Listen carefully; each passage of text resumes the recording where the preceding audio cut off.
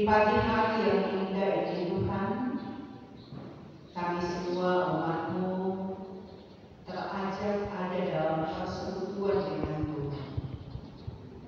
Karena kami menyadari bahwa hari ini adalah harinya Tuhan. Setelah kami menjalankan aktivitas kami, tugas dan pekerjaan kami sepanjang seminggu lamanya untuk penghidupan kami, maka hari ini kami siapkan diri kami untuk kami mau jadikan sebagai hari menyembah dan mengagungkan. Karena sesungguhnya Tuhan, kami menyadari bahwa perjalanan hidup yang kami jalani tidaklah semudah yang kami bayangkan. Dalam hidup, tugas dan kerja, pelayanan kami harus menghadapi begitu banyak tantangan dan persoalan yang kadang-kala menyurutkan semangat kami untuk melayani, menyurutkan kami dalam aktivitas hidup, lewat panggilan kerja, bahkan dalam hidup di tengah Tuhan. Kami mengabaikan segala sesuatu yang baik karena kami merasa diri bahwa kami punya kemampuan, kami punya kehebatan tersendiri, sehingga hal-hal yang sesungguhnya Engkau amanahkan diabaikan, karena kami terus berupaya menunjukkan segala sesuatu yang duniawi yang menantang dan menggoda kami, dan pada akhirnya membuat kami jatuh bangun dalam kehidupan dan kepentingan diri, kesombongan dan keegoisan. Karena itu Tuhan, dengan kerendahan hati, kami semua datang kepadamu mengakui setiap dosa dan pelanggaran yang sudah kami lakukan. Kasihani kami, ampuni kami, bahagi kami segala yang telah kami menikmati anugerah keselamatan yang kami dapat. Dalam nama Tuhan Yesus, kami mengaku dosa kami. Amin. Ia adalah pendamaian untuk segala dosa kita, dan bukan untuk dosa kita saja, tetapi juga dosa seluruh dunia. Karena itu percayalah kepada Injil ini dan hiduplah dalam damai sejahtera. Disalib Yesus kita.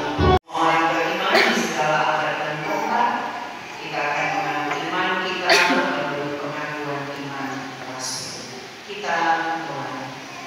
Aku percaya kepada Allah Bapa yang Maha Kuasa, dari langit dan bumi, dan kepada Yesus Kristus Anaknya yang tunggal Tuhan kita, yang dikandung daripada Roh Kudus, lahir dari anak darah Maria, yang menderita di bawah pemerintahan Pontius Pilatus, disalibkan, mati dan dikuburkan, turun ke dalam kerajaan maut, pada hari yang ketiga bangkit dari antara orang mati, naik surga, duduk di sebelah kanan Allah Bapa yang Maha Kuasa, dan akan datang dari sana untuk menghakimi orang yang hidup dan yang mati.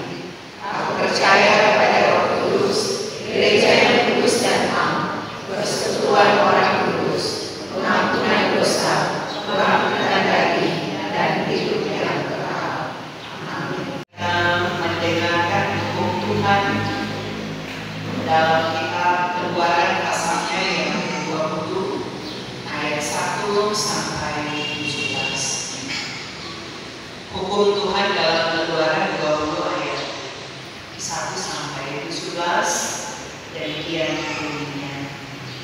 Lalu Allah mengucapkan segala firman ini, Akulah Tuhan Allahmu yang membawa engkau keluar dari tanah Mesir, dari tempat perbudakan. Jangan ada padamu Allah lain di hadapanku. Jangan membuat bagimu patung yang menyerupai apapun yang ada di langit, di atas, atau yang ada di bumi di bawah, atau yang ada di dalam air di bawah bumi. Jangan sujud menyembah kepadanya atau beribadah kepadanya, sebab Aku Tuhan Allahmu adalah Allah yang cemburu, yang membalaskan kesalahan bapa kepada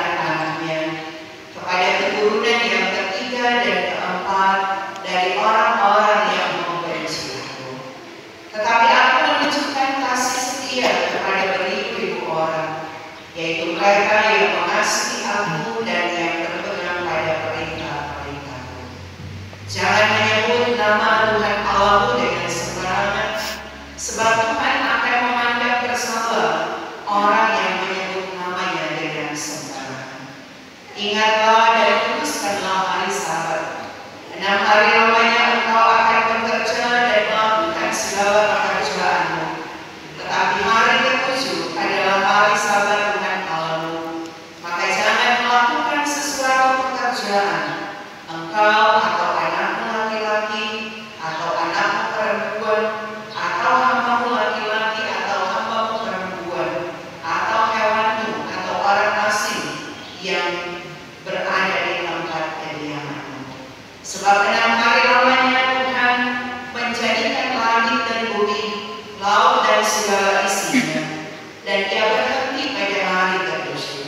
Itulah sebabnya Tuhan memberkati hari Sabat dan menguduskannya. Hormatilah ayahmu dan ibumu supaya lanjut umurmu di tanah yang diberikan Tuhan Allahmu kepadamu.